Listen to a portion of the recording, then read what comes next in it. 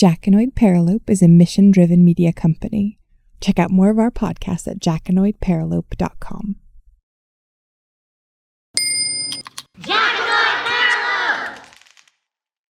Nathaniel. Michael. Oh, no, it's the other way around. Fuck Yeah, me. exactly. Okay, yeah, go ahead. We've been going all the way around. Okay, go ahead. From Jackanoid Paralope, this is the Beta Boy Breakdown with Michael and Nathaniel.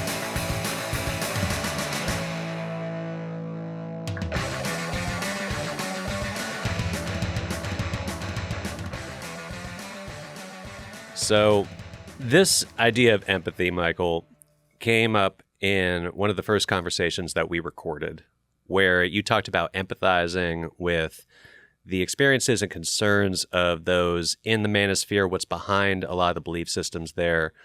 And I responded by basically saying empathy sounded like a dangerous word.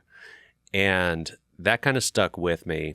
And I've been rolling around the idea of empathy in my head and wondering, in a podcast that's basically about masculinity and empathy, and we started out and we couldn't really define masculinity, I wonder if the same is true of empathy, if the two kind of core things about this actually are such big honking terms that we can't even wrap our heads around it.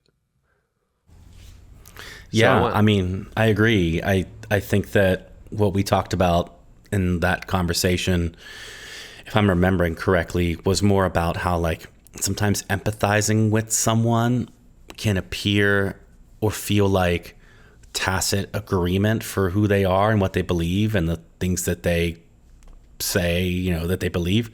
And so that kind of tacit agreement feeling is kind of like the ick. And so we shy away from it because we don't want to have that feeling. Does that make sense? Yeah. I think that idea of empathizing means tacit agreement, or the risk of tacit agreement, might be why it feels like kind of a scary term, because it feels kind of safe to retreat into your own belief system and just look at another group and be like, no, they're wrong. No, they're the reason something's happening. But the whole, I forgot if you've said it in an offline conversation or in one that we've recorded here, but you said, for a long time, both sides have wanted to stop fighting. There's a real desire on both sides to just reconnect and just lower the guard. And everybody says it's going to take empathizing, you go first. And so this is a space where we're hoping to actually, instead of saying you go first, say, we're going to go first and just try to lower the guard and try to empathize. And even as I've thought through what that means to go first, I've kind of had a changing of definition of what empathy actually is for myself, because, we've done a little bit of research, we've read different things, which we're going to talk about in this episode today. And empathy isn't as clear cut as I kind of thought it was. And I probably even had different definitions in my head than what other people think of as empathy. So it is a big honking topic. I'm kind of interested to dig into it with you. Yeah, it's one of those words, one of those terms where everybody has 80% of the definition correct in their head. And then everybody has a different twist or something on it. It's just a term we don't really talk about very much, especially as men, and learning to be empathetic and how to wield empathy as a tool in our toolbox rather than something to kind of shy away from. We tend to just kind of look, I think we tend to look at empathy as being a pussy. And so if you're empathetic, it just means you're a pussy. And so we don't want to deal with it. And so this is our attempt to kind of dig into why that is and how it's showing up. This lack of empathy in men is showing up in the red-pilled manosphere. Yeah, talk a little bit about that. How were you taught as a boy to empathize or not empathize? You said that kind of thing, don't be a pussy, but how did that actually manifest? Where'd that come from? I don't remember really being taught to empathize very much as a young boy. I'm sure that I was, but it wasn't a formative moment. It was always kind of put yourself in somebody else's shoes or try to understand, blah, blah, blah, blah, blah, blah, blah. But it was never taught to me as something that was supposed to be something that's a core identity like within me as a man. Like men didn't have empathy attached to the gendered list of behaviors or thoughts that, quote unquote, men should have in our society. It seemed more like a feminine trait and a feminine quality. So I didn't really pay that much attention to it. I was in the Boy Scouts, and I remember there was like the Boy Scout honor code or whatever it's called, where it lists off a Boy Scout is thrifty, brave, clean, and reverent. I remember is the ending to it. I don't remember empathetic in there. Like empathy was not a core value for like, what a upstanding boy to become an upstanding man would be. It's all about, let's take that part. Thrifty means like you're good with money. Clean means like you're controlling your environment, like not being a mess. Brave just means you're being the strong one to move forward. And reverent means you give yourself up to a higher power or greater cause and work in service of something. So maybe that last one is the closest it comes to empathy, which is tuning into something bigger than yourself. Yeah, but it wasn't ever given to you as something that was assigned as a masculine quality. Because that was the same with me, right? Yeah. Yeah. Okay. Interesting. Yeah. And I think that's par for the course for a lot of men, especially elder millennials like ourselves. Like we weren't raised with this idea as being in the, like I said, acceptable behaviors of what a man is. And so we never really learned it. So we're weak at it. Yeah. And weakness makes us kind of go back into our bunkers, and like, or double down on something.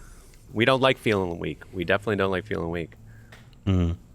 The one interesting thing that I didn't expect to come up when I was thinking through empathy was this experience in grade school that I had where it was a suburb just outside New Haven, and I ended up like in high school getting really involved in like a hip hop theater company where like I was like the only white kid there. But in my growing up experience, my elementary school, my middle school, and my academic high school in this suburb, it was largely white. And there was maybe like a handful of black kids, or rather non-white kids, just period, in the place. And I remember distinctly being taught about color blindness, like we don't see color was a thing in that era. And thinking back on that, it's a really weird, to use the term, whitewashing of differences, where their experience was inherently different than mine. And I would have loved to know about that experience, but we were taught to ignore difference. And I feel like that is actually, in some cases, more detrimental than acknowledging differences and having dialogue about it. To say that, no, we're not going to look at any of the differences. We're just going to pretend like everybody's experience is the same. That removes the ability to empathize with people's differences. Yeah, 100%. I mean, I that was the popular, like, non-racist phrase to say in the 90s when we were growing up, was that your differences don't matter, all the samenesses, and that we are, quote unquote, colorblind, like you said. But what that does is that strips away any identity from either person involved, right? Presumably, if you're in a class full of people of color, the people of color, like, part of their identity is being a proud person of color. And so what we're saying is, ignore that. You don't get to bring that into any conversation with a white person, because that'll make me as a white person uncomfortable, and I'll have to deal with this uncomfortable kind of white guilt or just guilt around that. So it's easier to ignore it and to put it in a box and say it doesn't exist in a conversation, which keeps us from, like you were saying, empathizing with that person and their experiences. So yeah, I agree with all that. That was my experience too. It kind of feels like a modern day version of the school systems erasing basically Native Americans' heritage way back in the founding of this country, teaching out the differences a little bit. I mean, yeah, I agree. 100%. We can cut that part out.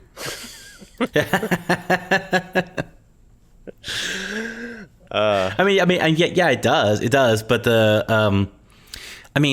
so there are all kinds of ways that like our society is a non-empathetic one, and especially tries to actively encourage people to not be empathetic. And it starts young, like when we were in school, obviously, and it continues into adulthood. But yeah, I think that one of the ways that we can connect with people in the red-pilled manosphere is by understanding what is attractive to them about that kind of worldview. And that means that we have to empathize with them and how they came to the worldview that they're at. That means not approaching any of the topics or conversations we have with anybody with, with cynicism. And that's really hard, again, because that feels like tacit agreement with their beliefs. So let's define empathy here. There are a few different things that have occurred to me, but I'm curious, when you hear the word empathy, and where do you start out thinking about empathy as we were preparing for this episode, and where did you land? Where are you at right now with the word empathy?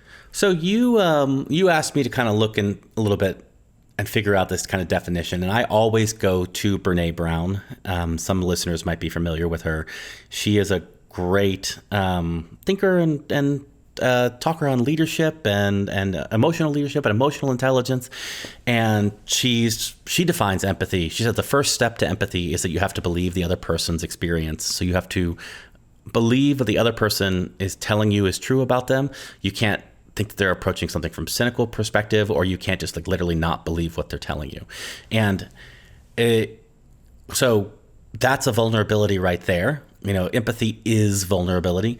We have to allow for the fact that some of these people in this red-pilled environment are genuinely believing what they're believing, and we need to be able to scratch all that. That's dumb. I'm going to go back and do empathy again. Okay. So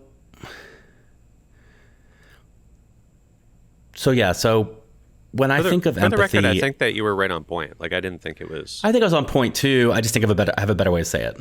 Okay. Which is, so empathy, like in terms of a definition, I always think of Brené Brown, who is an amazing thought leader on like leadership in professional capacities and emotional vulnerability when it comes to professional leadership.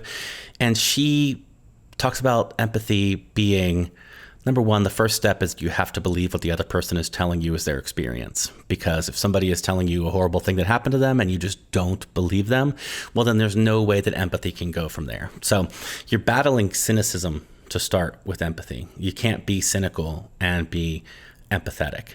And then she talks about some of the qualities of empathy. So what is an empathetic person? Like what do they believe and what do they do? And she listed out 4 in a YouTube video that I watched. And it's perspective taking, staying out of judgment, recognizing emotion, and communicating that. So, that right there, like taking the other person's perspective and trying to think about things through their point of view, right? Staying out of judgment of any behavior or what's happening to somebody, because as soon as we start judging a person when they're telling us their experience, now we've cut off empathy again. Right. And then recognizing their emotion and being able to communicate that either back to them or just being able to have the emotional intelligence to communicate that with that person. So those are the things that really help people empathize and have that definition. And to me, empathy is also, it's a close experience, right? So when you're empathizing with someone, it's a very one-on-one, it's very close kind of feeling, as opposed to, and you and I talked about off of this, sympathy, which is sometimes confused with empathy, but is different because sympathy feels more kind of like far away. Like you can look at someone's telling you an experience that they're having. If you're taking a sympathetic approach, you're going to say something like, well, at least it's not this bad, or at least you're fine with this. It's keeping the person and their emotional experience like at arm's length, while empathy is getting feels closer to them. And that's why I feel like a lot of men, we really don't like empathy, because it involves getting emotionally close to someone else for a sustained period of time. And that's uncomfortable, or can be, if we don't have a very like strong idea, and we're not very secure in our emotions, and we don't have a strong idea of ourselves. Like that's a big ask for us. I want to unpack a couple things in there. Maybe I'll start with the one that you just touched on, which is men feeling uncomfortable in that vulnerability. Why is that?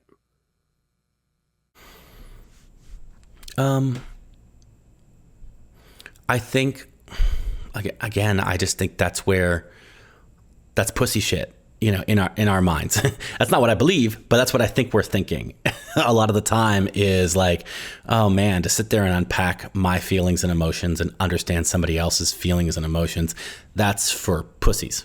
Like, I don't have to do that, right? In America, we grow up with this kind of like rugged individualism kind of idea where it's like, you know, you cover your own shit and you take care of your shit and the other person takes care of their shit, and then we're fucking fine. We don't grow up in a world where we learn kind of collaboration and, you know, working together to solve problems and understanding people and blah, blah, blah, blah, blah. That's just not the world we grow up in. So we don't have a lot of experience with it.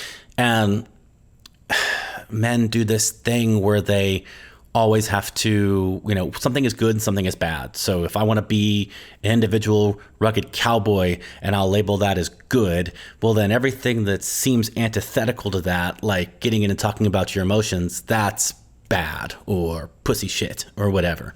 And so we just avoid it. It feels like. Is that your experience? I should ask that. I'm thinking specifically of like in romantic situations, there comes a point where you need to be vulnerable. Where vulnerable, the moment to be vulnerable has arisen, and it's scary to open up in that way because in some way, like, and I'm crunchy granola as fuck, you know, like I'm pretty in touch with my emotions and I have no problem like being vulnerable, but there is still that hanger-on of maleness where I have identified in myself that fearful quality where it's like, if I'm not strong, will she still like me? And that is a scary place to be in, you know? I also thinking through like this podcast, not just this episode, but the overall project, I wondered, I can't expect, well, I guess it's a little bit more in terms of like talking to groups of men and trying to find common ground, which is a slightly different extension of this project and, you know, hasn't been figured out yet. But I was thinking if I go into these groups of men and I'm asking them to open up, it only has a snowball's chance in hell. And that chance only exists if I am willing to be equally open to change as they are. And I sensed in myself also a fear of what that might bring. You know, if I am truly open to all these things, how might it change me in ways I don't expect? What common grounds might actually become, you know, common grounds I believe in that I would have a judgment about at this moment in time? It's fearful to think I might think differently if I open myself up to somebody else's experience. I might change. Change is hard. Change is scary. Vulnerability is scary.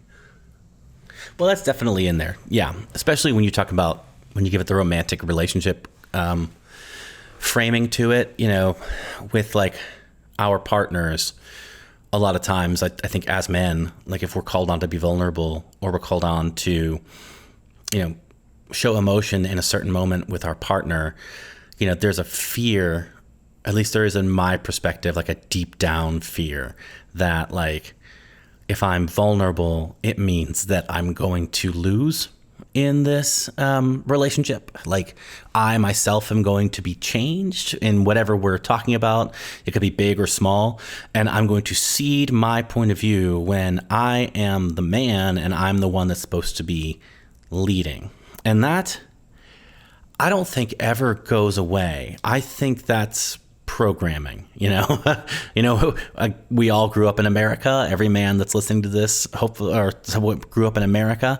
And so like, we're all kind of programmed in that same way to perform that gender, and perform that masculine gender thing of being a leader. And if we feel that, if that feels under threat at any point in time, we clam up. Brené Brown she calls it armor up in her book, Dare to Lead, which is a great book. And that armor up is just like us putting on whatever kind of emotional coping mechanisms we have to deal with the fact that we had to show emotion and be vulnerable. So we put up our defenses and we just don't let them go because we're afraid that we're going to either our vulnerability is going to lose us something in the end. And so the challenge, I guess, is like, how do you stay in that spot where your armor is down, but you don't feel threatened? And that I don't have an answer to, but it seems to be the right question. The period right before the 2016 election was something that came up in our prep conversation for this episode. And I thought you gave a really simple and dynamic kind of description as to how the dialogue from one side to the other kind of went. And what did I say? Yeah, I was wondering. So basically, what I remember from it is, the folks on the left saw some of the policies that were being talked about, that were creating this otherness, and I think you used as a lens immigration, and the emotion on the left was, if you support this candidate and you're supporting this this policy, then you must be racist. And the example you gave was, or maybe I'm mixing up who said what at this point, but I remember like you were the articulate one between the two of us. But the perspective of someone who has not a racist intent with supporting the policy, but legitimately believes in law and order, wants people to come in legally, sees, jobs being affected, whatever being affected and stuff, and just wants the policy to be better. But then because of the political heated climate, they are called racist for supporting the thing. And I think one thing that I said in that prep call was, the people who were telling this person, you are being victimized right now. We know that you are not racist. You have legitimate concerns. Were places like Fox News and Breitbart that invited in this male population and said, we don't judge you. I think that was an act of tactical empathy, which we'll get to in a second, which is a term I just came across and has been around for a little while. But that was a really expert work of tactical empathy, because the agenda there was to get people over to a certain side and a certain political mindset by tapping into what their unique concerns and experience were to motivate behavior. Yeah, so I remember talking about this, and I think the critique that we've gotten on the left is that, it seems like at our worst, what it seems like we're doing is lecturing to people. And what we're doing is taking their intention and telling them like, hey, this thing that you're doing, while you don't have a racist intention and wanting to get rid of all brown people in America, it's having a racist outcome and therefore is racist. And so these people who are like, it's not my intention, I really do genuinely believe XYZ, PDQ, all that kind of stuff. Now they are getting told that they're racist and they grow resentment, right?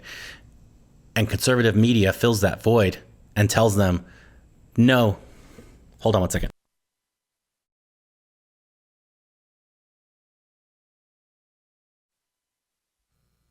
You there? Yep. Sorry, the cat was being annoying, so I had to go lock them up. Let me try that again. Sure. So, yeah, I remember what you were talking about.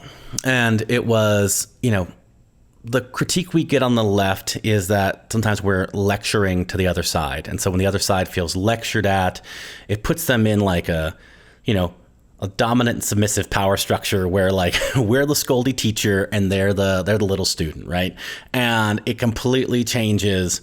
It gets them that feeling of resentment towards us. So then conservative media, which is very, very good, fills that vacuum and says, hey, all the left and all these people over here, how they are telling you that you're an idiot and you suck and you're racist and blah, blah, blah, blah. I'm going to feed you content that tells you the opposite, that tells you you're great and you're really the ones who are victims. And those people are the bad people. In fact, they're the racists for whatever. And then runs ads off of it, sells you bone broth while they're watching that, all that kind of stuff. So like that's the conservative media playbook in this. And I think you're right to call it tactical empathy on their part, where they go in and they look at this group that has been disaffected by the elitist left and tells them, you're right, you're good, like I hear you, I see you, watch my TV program, buy my supplements, etc., etc. It's a big theme, I feel like, in the manosphere. Yeah. Let's define tactical empathy. Do you want to take lead on it, or you want me to? No, go for it, because you just learned it. You just learned about Chris Voss yesterday, and I was like, when you talked to me about it, prepping for this, I was like, oh, Chris Voss? Oh, blah, blah, blah, blah. I love Chris Voss. So within the last week or two, as of recording this, there was a New York Times article that basically, it was an interview, and it said, getting this FBI hostage negotiators, or it was something like the world's best negotiator weighs in on whether Trump is a good negotiator or something like that.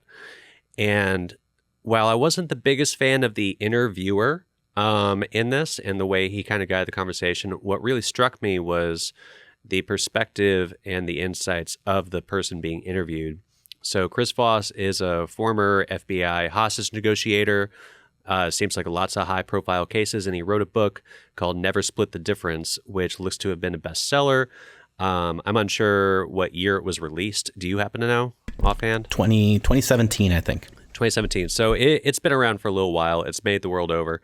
And I've only just started digging into it, but I listened to a couple key chapters, including the one that you kind of referenced about that's right versus you're right. And I'll defer to you in a second to describe the difference there. But tactical empathy is this term that was mentioned in the interview and kind of like grabbed me because I realized that inherently I had a definition of empathy that was more emotional. And this is more, to use the word itself, tactical. Emotional empathy for me was understanding someone's experience and feeling with them. A thought leader in my own life said the difference between sympathy and empathy is feeling for someone, empathy is feeling with someone. And feeling with someone, I inherently thought, while it doesn't mean agreement, it means at the very least feeling something, like opening your heart to this person's experience and feeling their humanity.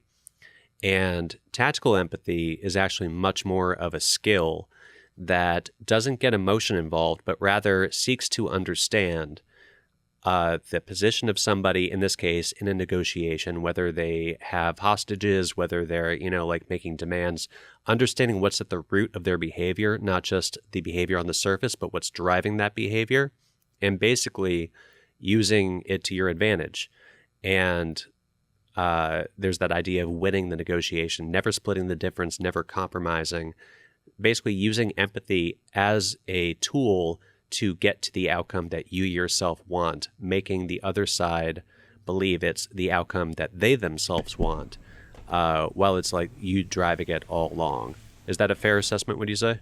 Yeah, it's means to an end, right? So it takes this idea of empathy, like we were talking about before, where like it just feels like you're, as a man, it feels like you open up and you're vulnerable and you put yourself in this really scary situation with either a romantic partner or somewhere else, and like you feel very exposed that moment. Like you're not getting anything out of it. You know what I mean? It's just, you feel like the only thing that can happen is bad, and I'm just kind of stuck in this weird kind of emotional state where it's not beneficial to me. But using tactical empathy, as Chris Voss says it, which I think is great that he uses the word tactical, because it just appeals to dudes. Like, I think he actually says exactly that. He says if you say do yoga breathing, no guy will do it. But if you say tactical breathing, they'll all do it. Everyone's like, ooh, okay, ooh. Because it makes it a means to an end, right? It makes it, you can put yourself in this emotionally vulnerable state or understand somebody, but you're trying to get something in the end. It's a system. It's a system, right? And I think that really appeals to dudes. Dudes have to look at everything from like a means to an end. So I think like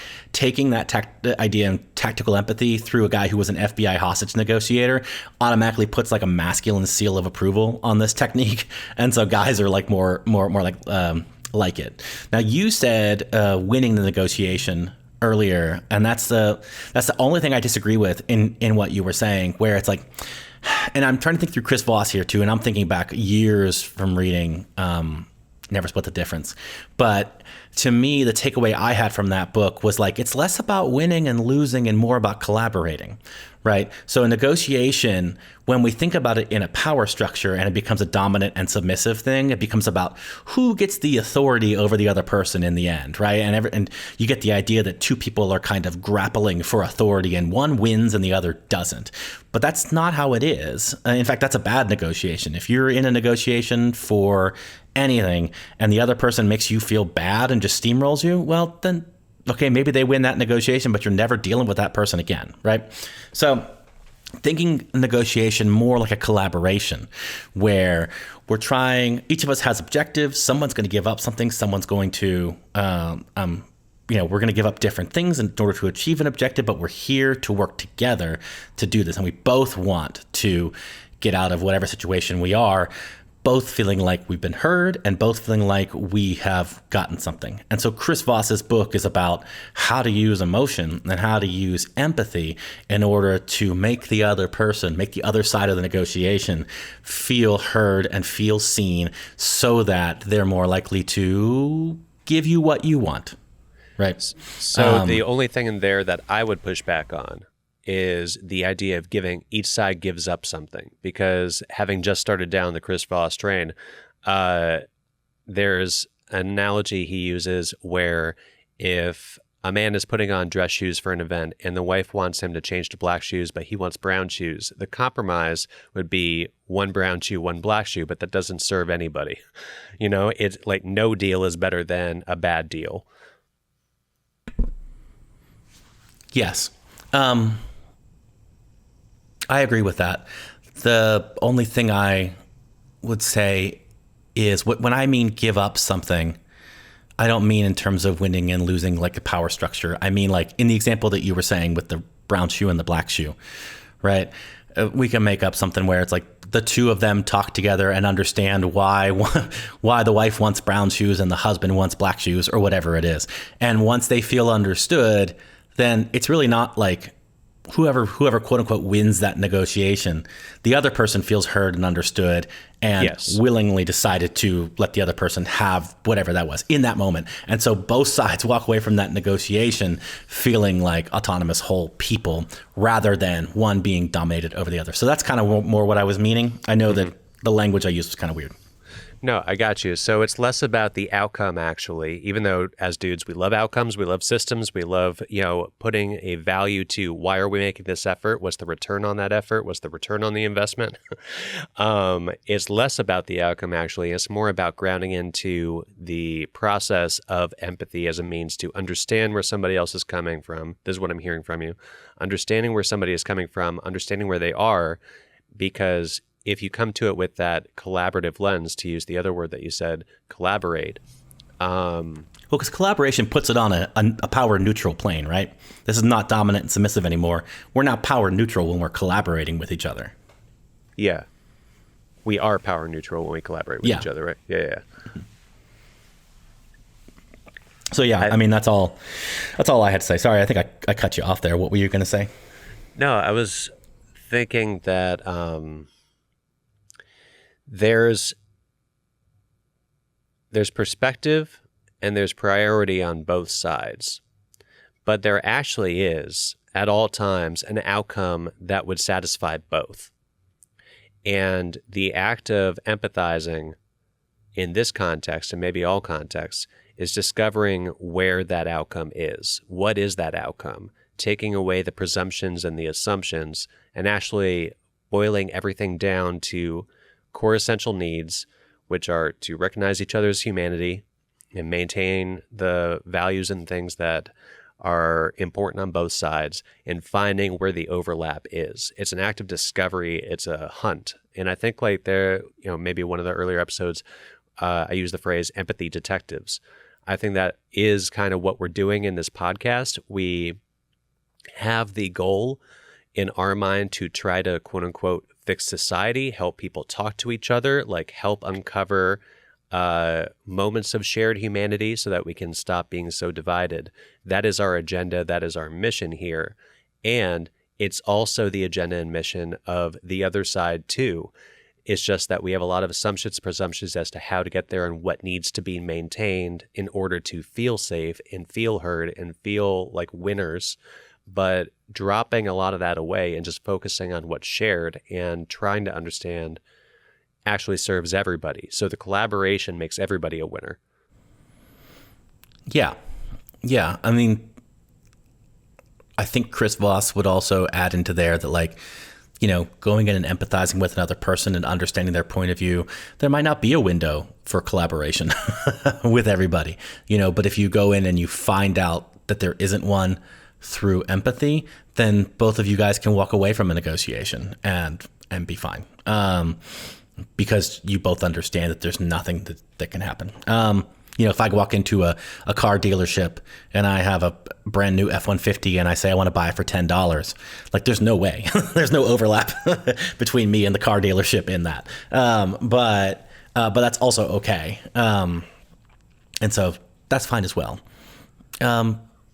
There's something you asked earlier about the difference between that's right and you're right. And yeah, Chris Voss he talks about that in his book and a lot in like podcasts and everything, interviews he does, between like, that's when you know that you have reflected somebody's experience and emotions back to them, is when you hear the person saying, that's right.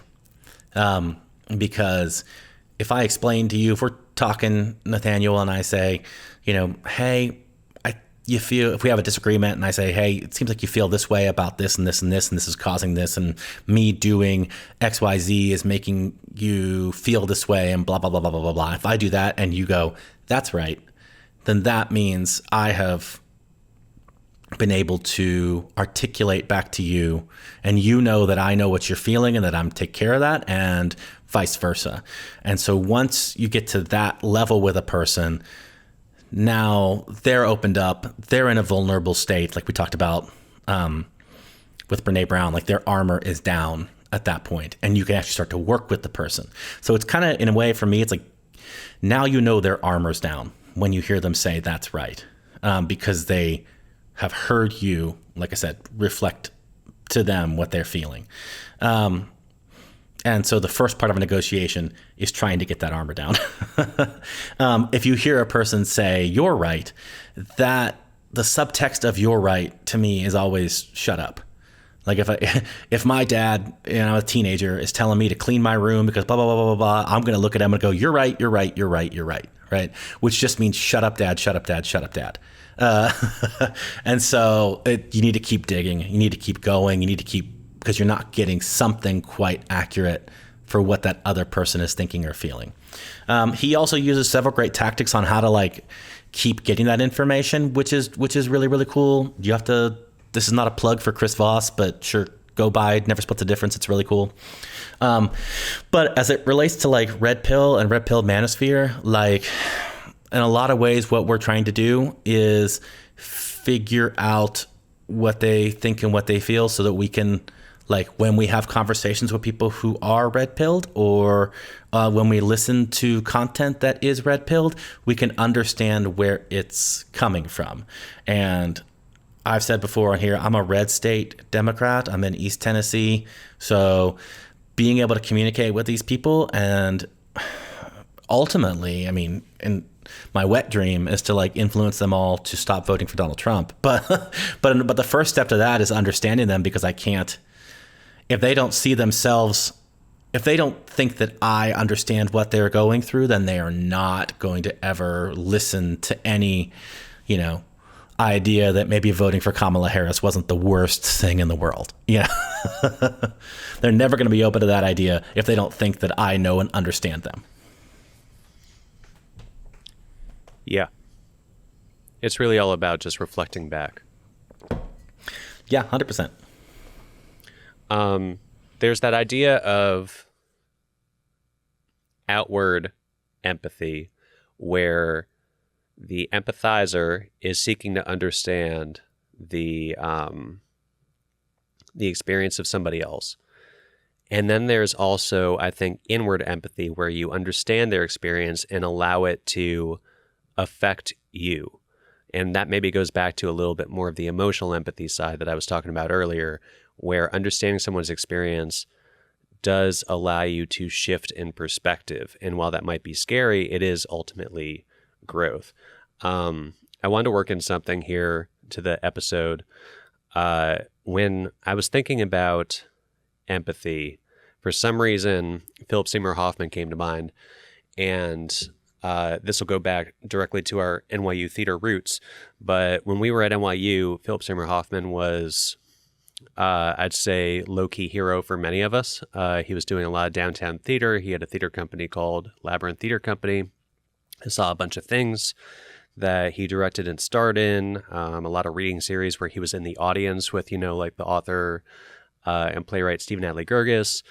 And, you know, they were throwing spitballs at each other over, you know, the heads of me and my ex, you know, while we were at a reading. That was pretty fun. I had a super awkward celebrity moment with him. Tell me. You might remember this. He had just won an Oscar, and he was getting, and I never, whenever I saw celebrities in New York City, I like did not pay attention to them. I'm like, I'm not going to feel like starstruck in a way. I thought I was like too cool for that as an actor. But so I saw Philip Seymour Hoffman, and for some reason I got starstruck with him. And I was like, I need him to think I'm cool right now in this moment. So I looked at him, he's getting into a taxi, and I yelled across the street, I said, "Congratulations on your Oscar." And he looked at me and paused for like 5 seconds, and then immediately got into a taxi. And then afterwards I was like, oh, I probably seem like a crazy person. That's my one interaction with Philip Seymour Hoffman. I'm taking it to the grave. It's my cool story. That's hilarious. Yeah. I think a roommate of ours also like chased him down the block and just said how much of a fan he was. And he just kind of like, you know. Oh, really?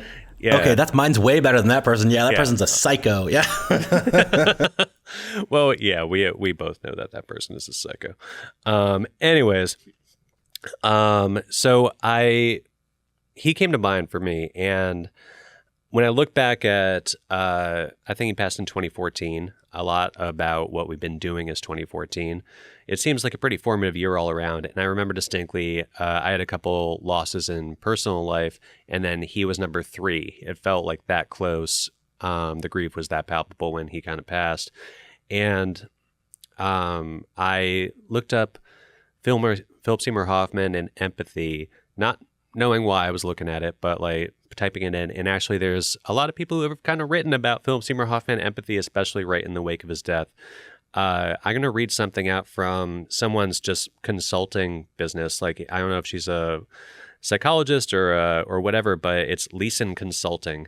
And I'm just going to read this little article she wrote, a bit of it. I'll probably cut it down in the final thing, but it kind of highlights a little bit for me that extension of empathy to what we're talking about here. It just kind of speaks to me.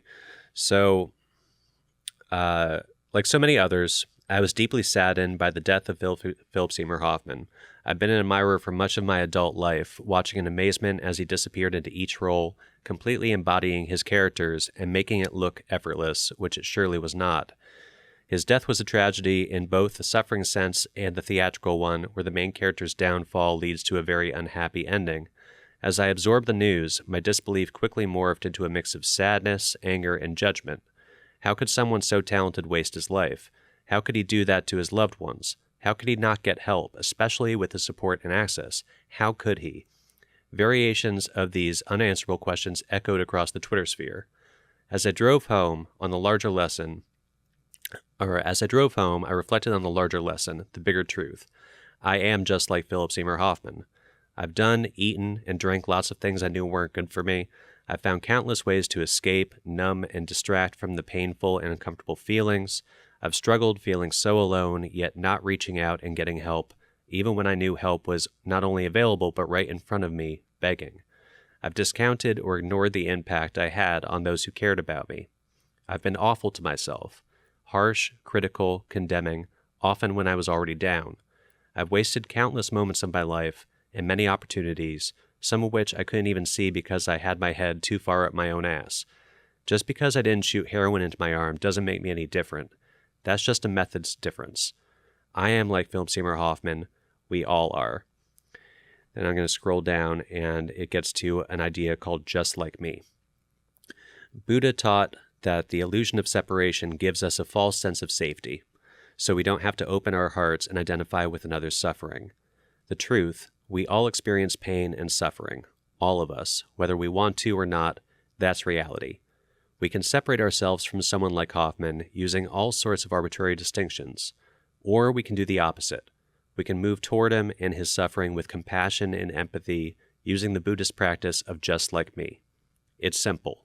In any situation where you notice something about someone else, add the words just like me at the end. Philip Seymour Hoffman was lonely and scared, just like me. He struggled, just like me. He wasted his life, just like me. He hurt his loved ones, just like me. He turned away from help, just like me. So I bring that up in hopes that there's an equivalent to thinking about the move toward the right in the red-pilled manosphere and what drove people there, and finding that commonality because we all want a country that has joy in it. We all want a country that does better rather than worse. We all have things that we want to do and accomplish in life, and people we want to treasure and take care of. There is a common ground. It's just hard to get there, but it's worth it. Yeah, I agree with all that. I mean, the thing I'm taking away from this episode is that, empathizing doesn't have to be a destination. Empathizing can be, a practice, right? And can benefit your life in terms of, we talk about Chris Voss, we talk about negotiations, obviously, but learning to empathize with somebody and working that muscle of, being in a vulnerable state and not armoring up can lead to better communication with a partner or in any professional or personal relationships. It can be a very good tool in one's toolbox, and we as men push it away for some reason. And it feels like when you push away empathy, what you invite into your life is authoritarian ways of thinking, because if you don't have to care about the other and you can otherize somebody, well, that sets up an authoritarian worldview in your mind. And that is reflected back in the red-pilled manosphere when you see or watch a lot of their content. It is all about hierarchies and who slots in and where they slot in and how they can be used and manipulated for your good. And when I say your, that's like, for the red-pilled manosphere, that's men, right? Specifically white men. Although they're not always that overt about it, but men in general, how to manipulate a hierarchy to get what you want. And that type of worldview, empathy has no space in. Empathy has no place in. Empathy can't be used in that. And that's the scary part. So you said the word authoritarian, and I feel like that's a buzzword in this moment. Tell me about why authoritarianism is the equivalent of what you're talking about in terms of hierarchies. When I say authoritarianism, I don't mean in a political I don't mean just the political context. Like, sure, there's a lot of talk with Trump being authoritarian right now, or authoritarian dictators in another country, et cetera, but I just mean the authoritarian mindset is someone's on top and someone's on bottom, right? It's a dominant, submissive mindset. It is a in-group, out-group mindset, and it is, somebody in the top group has authority over the bottom group, whatever that is, and that means that the top group, whoever that is, has the right and the duty to impose their will upon whoever they believe is downstream in the hierarchy. And that's a worldview. That infects every relationship and every aspect of people's lives who think in an authoritarian mindset. And that I think evidence of that is looking at the red-pilled manosphere and seeing the content that they espouse and hear them reflecting very directly, like in the case of Jordan Peterson, about how there are natural hierarchies and submission is good as long as it's to the right kind of authority. And that being reflected in, Christian fundamentalism and hardcore evangelicalism, about submitting to the right authority of God. And it's just all about, like I said, dominance and submission.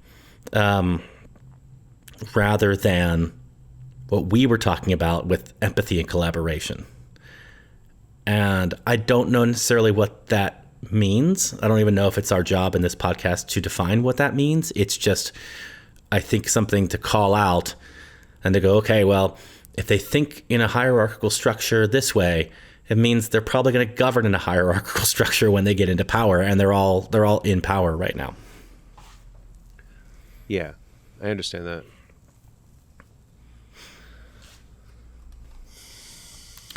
And just, hold on, there's one point I wanted to make. I'm trying to remember what it is, though. I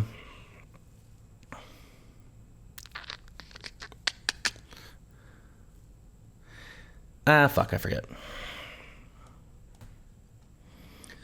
There was a big question that... So this whole episode is kind of like, I would say, taking a too big bite of a giant cookie. Like, empathy is a giant topic. And I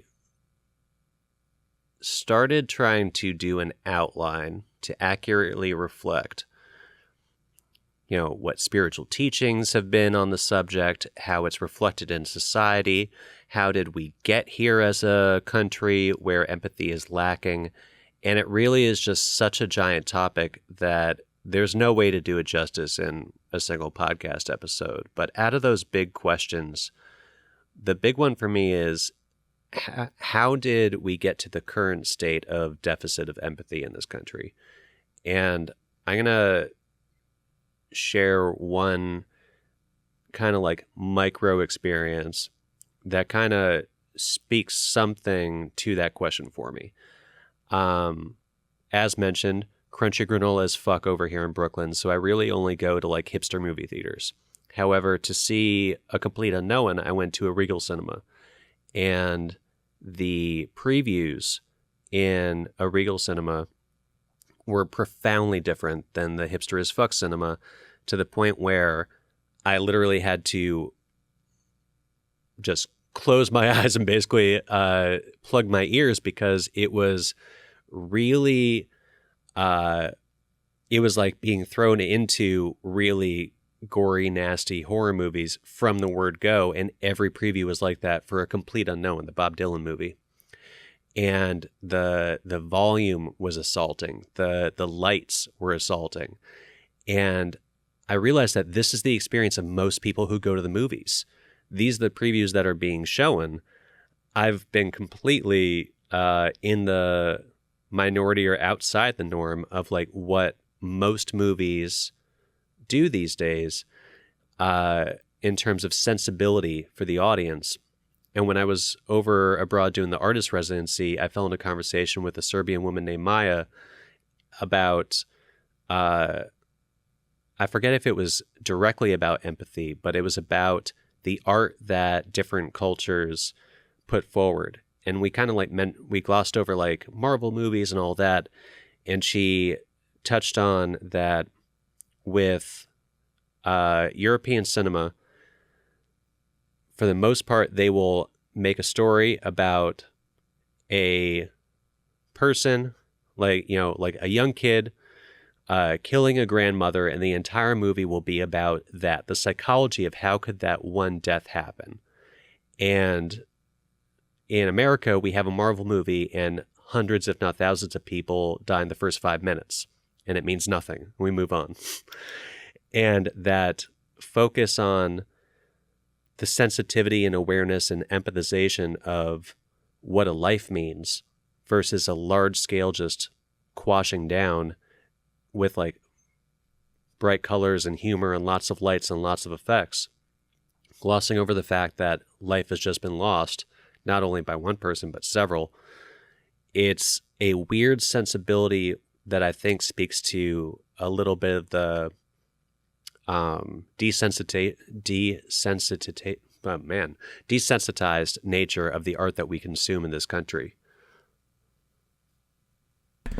Yeah. I mean, I wouldn't say you can't say that's the reason why, we're investigating a lack of empathy. I mean, there are so many reasons why we have a lack of empathy in this country. The question I find fascinating, and then I'm trying to explore through this, is just like, what does that lead to in terms of how we interact with each other? So we do have a lack of empathy. We are at a deficit of that, especially with men. And so what is that leading us to do? And I think part of the answer is that authoritarian thinking, because so there are two ways to get somebody to do what you want them to do. There's only two ways, and that's you have influence over that person or you have some kind of authority over that person, right? And this is professional, personal relationships, and romantic relationships, anything. If you need somebody to do something for you, favor big or small, you can go up there and you can say, you can influence them, right? You can try to leverage your friendship and your relationship to get them to do something, whether it's from bringing you a glass of water to helping you move this couch or whatever it is, right? You influence them to do that. Or you have some type of authority over them. So maybe if it's your job, your manager comes to you and says, move that over there, and they can get you to do it because there is possible repercussions for you not doing it, right? So either of those ways aren't necessarily bad. Like authority, when wielded correctly, is very, very good. But the problem is it's never really wielded that correctly when you get up to levels of government and stuff. And influence feels like the better way. It's just the harder way. It is the empathetic way. That's where it takes tactical empathy in order to know somebody, understand their point of view, so that you can get them to do what you want to do. Et cetera, et cetera, et cetera. Now we've got people who have grown up in this country who have a very, very, very distinct lack of empathy and lean very heavy on the authoritarian authority tendencies. And those people are making red pill content. Those people are red pilled themselves. Those people are submitting to that type of worldview. And it's worth exploring, hey, this lack of empathy has caused this over here. How do we get empathy? Like, what PR campaign can we do for empathy to make it seem like it's not the pussy move? It's like, you want to get someone to do what you want, learn about them, and then they'll trust you, and then they can, then you can influence that relationship. It's just so much harder. It's just so much easier to walk in and feel like you can just say something, and because of it is your God-given right as a man or as a white person or as whatever, then everybody must act accordingly, right? Like, your partner in your life must do whatever you say because you are a man and you are the leader of the household. Feels so bad as compared to, I talk to my partner and I communicate them and we understand that, hey, we're making X, Y, and Z choice about the relationship and we both feel heard and understood. Like, that just feels like so much work as a man that we're just not willing to do. And so like, why aren't we willing to do it? And then what is that unwillingness? How is that reflecting when men talk about other men? And in the red pill manosphere, it doesn't look like it's reflecting very well. I think that there's a couple things in there that are worth kind of spotlighting. One is that idea of the work to be done. There's more upfront work to be done with influence, but I'd argue there's just as much work to be done with the authority, because the greatest fear that authority has is, what if they don't listen anymore? What if this falls apart and my orders don't hold weight? And if you don't involve somebody in the decision making and come to a conclusion that truly suits both and makes both feel heard and engaged in the outcome, then there's always going to be a risk hovering over, when is the other shoe going to drop? When is my authority not going to win out? So it's actually more taxing over time to not pursue a shared solution, but rather enforce a solution on top of somebody else's wishes. Oh, of course, because in authoritarian systems, in that way, like you said, the fear is that the people you're leading will no longer do what you say, and then what do you do, right? And so those tend to break down over time.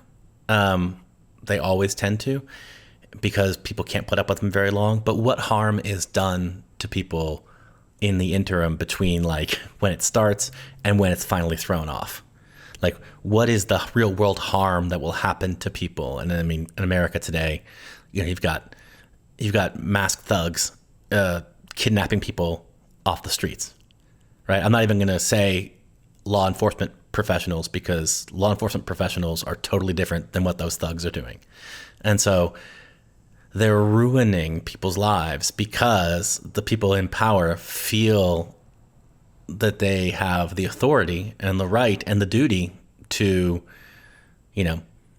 change America's demographic makeup to look more like them. And so what harm is being done between the point where they started and the point where we finally decide to throw them off? I don't know. And I mean, I don't know. Maybe the government is hearing this right now, in which case I didn't say anything. Way to roll over.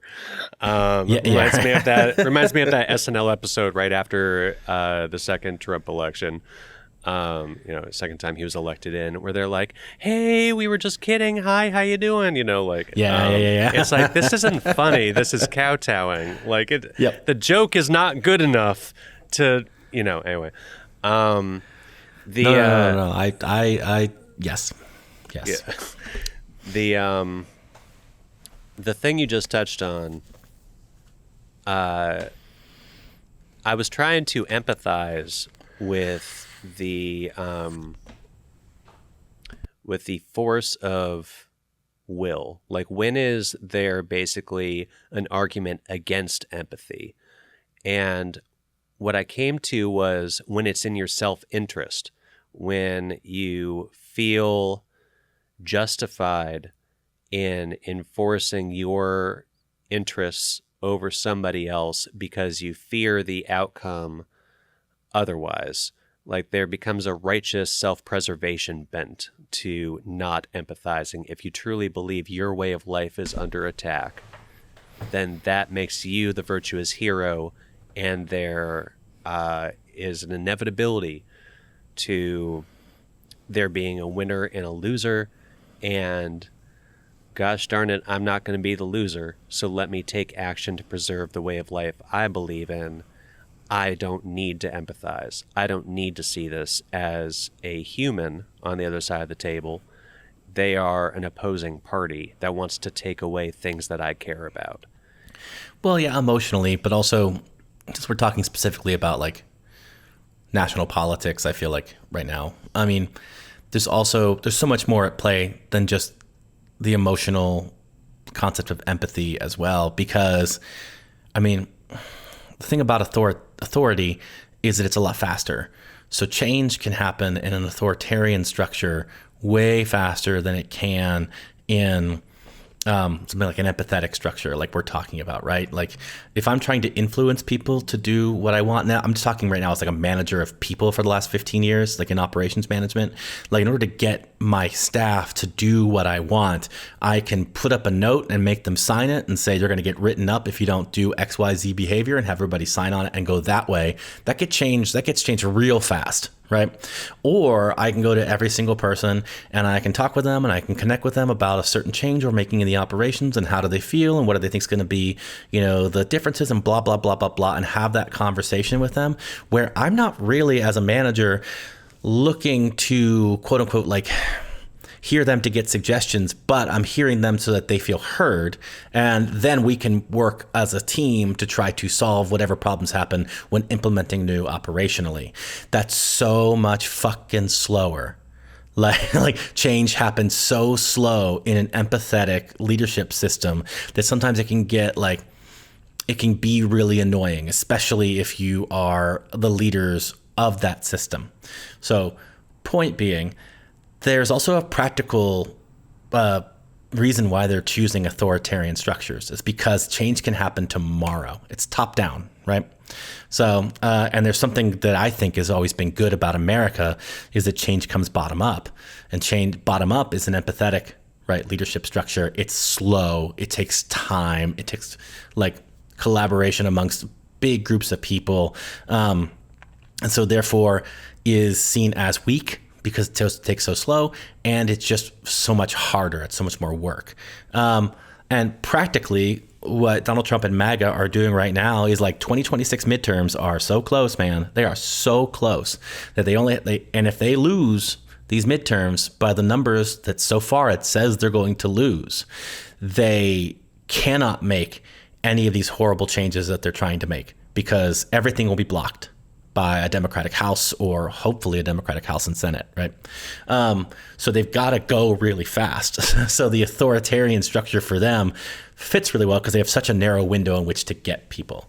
I don't know if you're ever going to use any of that, but it just seems like, once you get up to a certain level, yeah, empathy is really great for understanding one-on-one relationships and like what we're talking about right now. But like, the problem is when you start talking about authoritarians and you start blowing it up to the national level, like there is so much more at play than just empathy. It's hard sometimes to think about. I think it all comes down to that win-loss mentality, though. Like it's all very core, very simple. And I mean, this kind of brings me to the last guiding question that I had for this, which is, are there limits to empathy?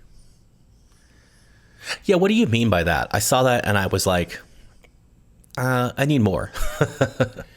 Well, when I thought about that question, it mostly had to do with the emotionalization of somebody else's experience and perspective. Like, if somebody commits an act of cruelty against another person, my desire to empathize with what led them there is a lot less. Now, this might be why I came to Philip Seymour Hoffman as an example, because he played Truman Capote, who, in the moments where he was writing In Cold Blood and interviewing, getting very close to two murderers of a family. And there's a really beautiful recorded talk, like an on-stage interview with Philip Seymour Hoffman. I think it's at the 92nd Street Y, right around that time and the lead up just before the Oscars, where he's talking about how it was a love story, how there's that one line in the movie where he connected and empathized so much with one of the people who was on death row for committing these murders. He said, we both grew up in the same house, but he went out the back door while I went out the front. And that kind of also brings me around to what one of the drivers for you doing this project has been, which is seeing you understanding how certain people in this subculture could have gotten to where they got to, but they went further. They went a different direction than you would go to. You can see the legitimacy behind some of the beliefs that led them to the very shallow waters, but you would have never gone to the deep end. So it's that same idea of back door, front door. So when I talk about limits of empathy, what I mostly am talking about is at what point, if at all, does someone become undeserving of empathy? Is Donald Trump undeserving of empathy? Are the people who are throwing people into cages for no reason devoid of empathy or undeserving of empathy? No, I think that those people, I think everybody is deserving of empathy. I think, we talked about this earlier in the pod, that empathy, having empathy for someone does not mean tacitly approving of their actions, right? So yes, you can empathize with someone who has committed horrible acts in the real world of violence or something like that because it is necessary. I mean, Mindhunter season 3, I hope it comes out soon because like this was exactly what they were trying to do, which is like if you empathize with these people who do horrible things, you can learn about what led them there and help you prevent it in the future. So like, no, everybody's deserving of empathy, and empathy doesn't mean agreeing with them. I can empathize with Donald Trump a lot. It doesn't mean that I agree with any of the things or condone any of the things that he is doing. So, yeah, I don't. And then you had another part of your thought that made me think about. Oh, what was the last part? I'm trying to think. Oh, I had a good point from what you had said. It was something about emotions, and it made me think that you were putting emotions in a hierarchy. Damn it. Well, we can always do like a breakout thing for extra bonus content or whatever else, like, afterward reflections. But I'd say the last thing that kind of is an extension of this, there are no limits other than, to protect yourself, is really who is the beneficiary of empathy? Who is it for? And it really seems like it's more for the empathizer than it is for the one receiving the empathy. Like, yes, it's a core human desire to feel understood and seen, and having your experience reflected back to you allows room for connection. But at the end of the day, empathy doesn't have to be reciprocal in order to hold value. The value is really the person who is empathizing getting greater clarity and grounding into experiences other than their own, and allowing that to shape their thinking and behavior.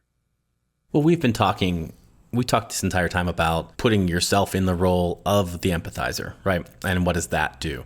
We didn't really talk so much about when you are the one being empathized with. But yeah, I think there's value in being that person as well. And so it's a two-way street, definitely. We spent most of our time only talking about it the one way, though. I think these episodes are good because they're like the mansplaining type of episode where we talk about different thoughts, different emotions from like a man point plus like trying to relate it back to the red pill manosphere. They just feel like these are going to be a really nice balance to the deep dive episodes, which don't really go too much into like what does a positive role model or what does a positive masculinity look like. We don't want to be prescriptive on that, but we do want to like role model what that is. So just talking about what empathy is and that kind of shit feels valuable in that way.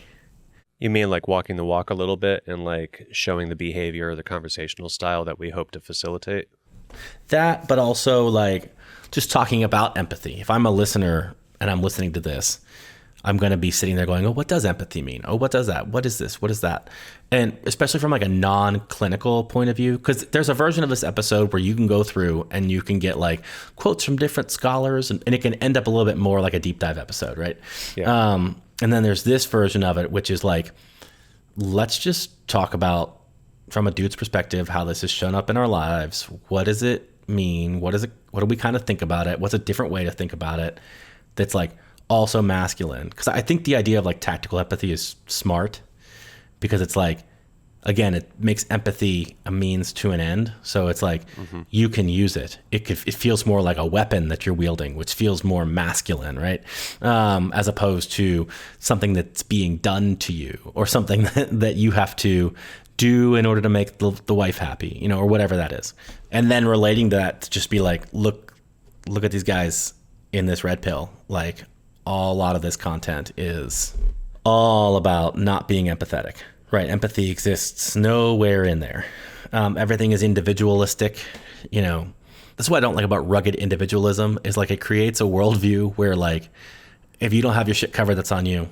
And I don't have to empathize with you. I don't have to care about it, blah, blah, blah. All I have to do is cover my shit. And there's ways in which that's like good and cool and reassuring. And then there's ways in which that's just like, if we could just get this part, this country would be great. Like, I'm trying to think about like even these pickup artists. You know, it's about working on your game, like yourself, your this, and then whoever becomes the best out of that, right? It's a natural, I think they would probably say meritocracy is how they would say it. But it's interesting because whenever men get together and to have a system that like stratifies men themselves based on like how good they are at something, it's always the people who like happen to be at the top of that system who are just like, oh, hey, we made this system for like ranking how good men are at sleeping with women, and turns out I'm the best person at sleeping with women. What do you know?